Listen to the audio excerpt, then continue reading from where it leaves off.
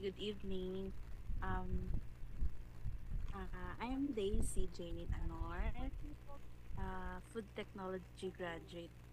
Foodco, and uh, I've been working sa Axilum Resources Corporation as QA laboratory analyst for 5 years and 6 months.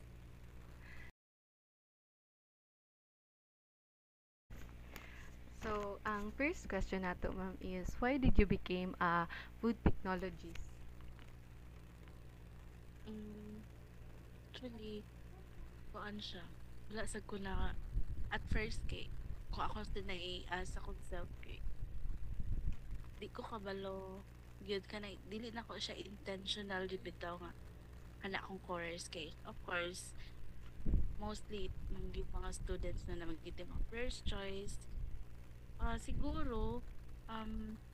curious lang gid ko about food. Then at first abi din ako ang food tech is luto-luto lang. And then then suddenly pag kanang kamula na siya kuan eskwela, murag ka-amaze ko ba kay nakakita niyo ko ang science sa food, murag interesting bitaw siya.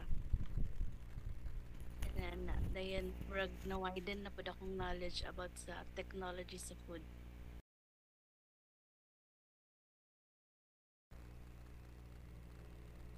Siguro kay sukad nga nag start jud ko as QA analyst sa among company. Um Syempre, imong role is to maintain the quality kanang ginana ba sa inyong product. Siguro isa dyan na sa akong strength na once kanabang mo gyud standard, mo dyan na imong standard. Like di jud ka magpakuan, kaya of course mo gyud na imong mo dyan na imong responsibility as QA gyud. So mao to. Kung sa ako alang siguro strict ko when it comes to quality yang sa SOP sa standard operating procedure sa among testings gan weakness ah so sa work siya ah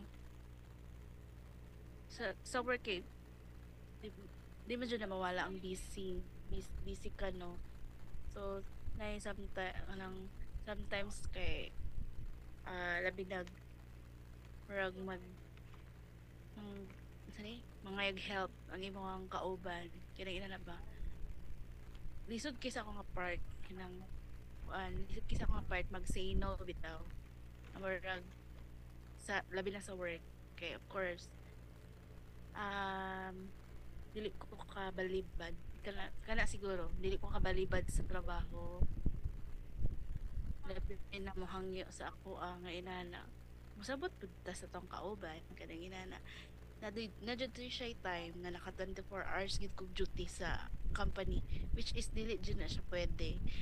katulang gid nga time kay murag nisabot lang pud ko ba tapos nadagan ko na ato dagan conflict na din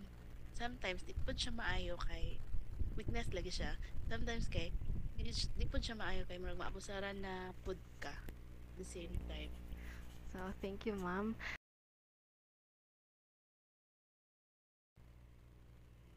Siguro ka lang puan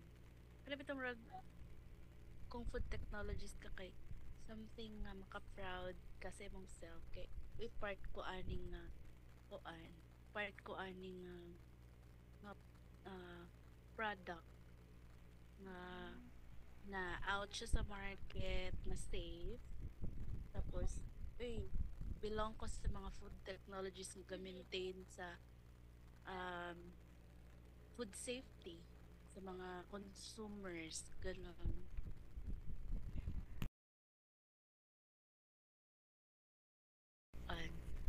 Gisulat na ko sa papel nga I love my job. Charot. Kuan, para ma-motivate ko kay first kay huna-hunaon nimo ang safety within your family. Kanang inana. Sige. Style. Siguro kay dili lang kay kung outside the bitajud ka sa kanang school nalagit ka sa kuan, nalagit ka sa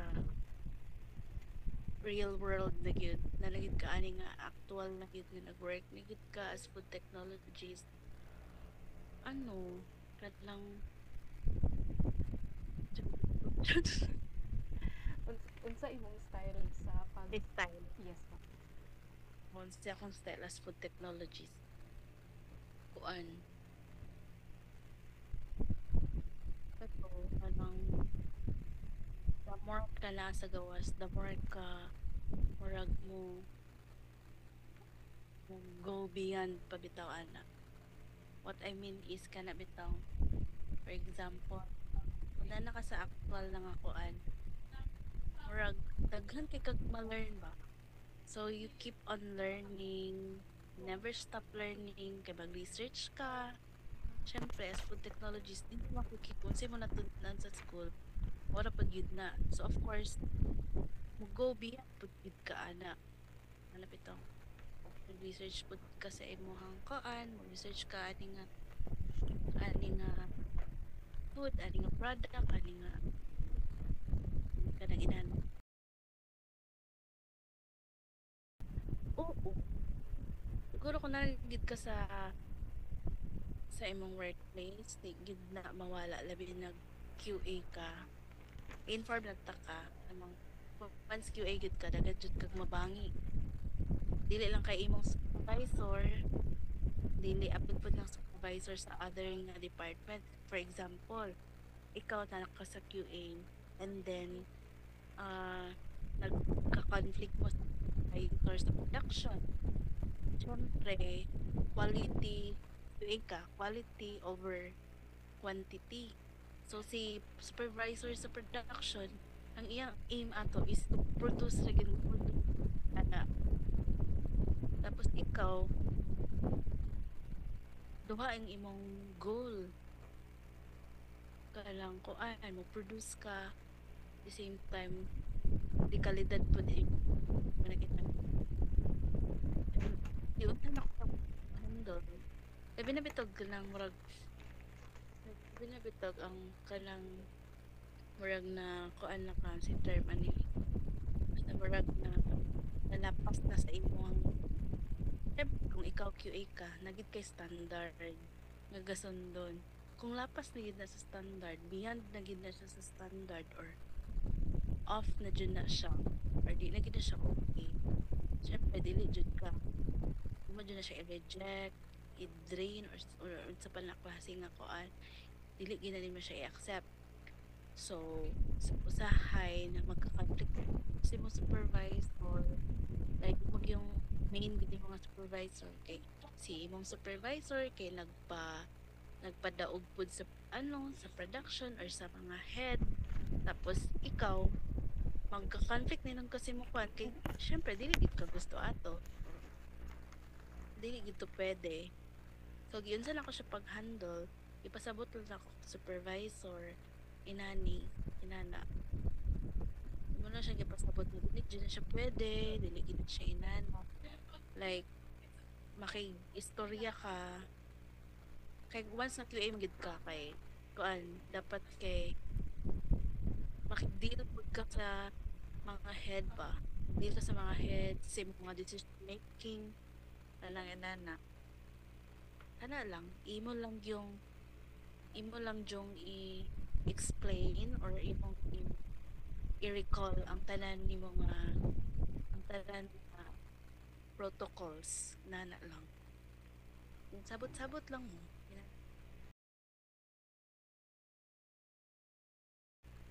ah oo labi na tong bag-o pa kato siya di na nakutas on kay dili pa man gyapon nimo ma-picture out kaayo. Basta kay natoy time nga nagka-problem kay tungod sa ako. Walang inana ba? Effort bago ako ato. And then wala pud ko na na inform sa ako ang trainer ato nga time. Then gi-deploy na ko hantod sa dili day to day. Of course, ma-down jud man gid ka.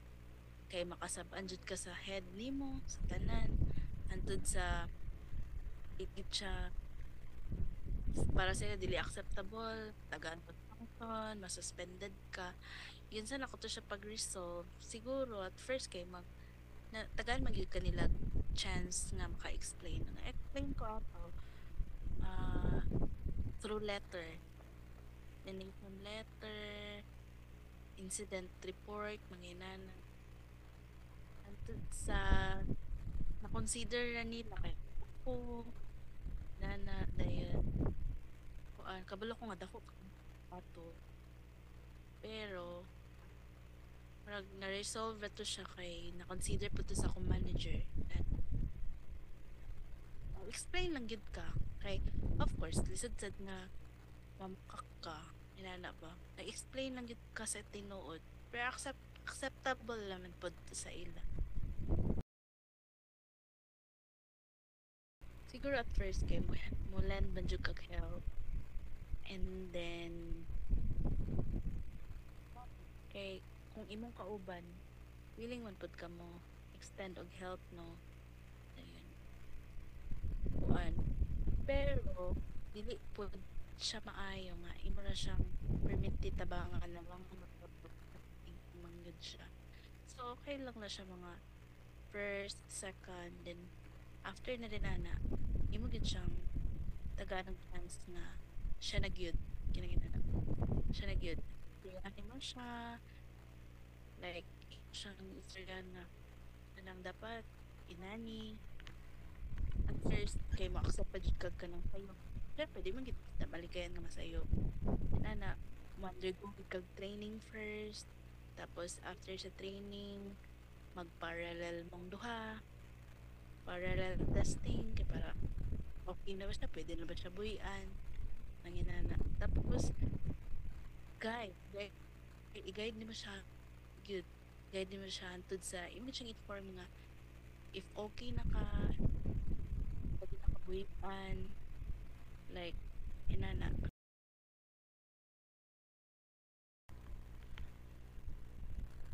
nakita na ako siguro pag technology is yapon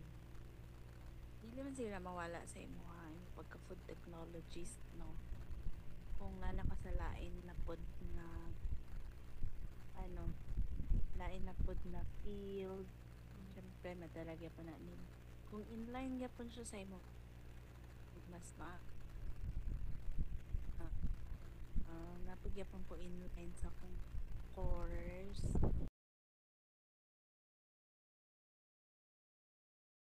And a food technologist, what career would you pursue?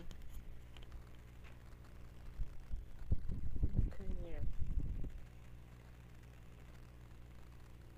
siguro ano teaching siguro Ngano pud ka ng teaching imong marag nagustuhan bitaw ma'am if dili ka food technologist karon? ano ah kuan man good food ko nag-prof ed ko nag after ko nag food tech nag-prof ed man ko so kung dili ko may mong food technologies mag-teach na lang pug ko kaya inana siguro teacher siguro ko karon sa mga food technologies future food technologies Thank you kayo ma'am.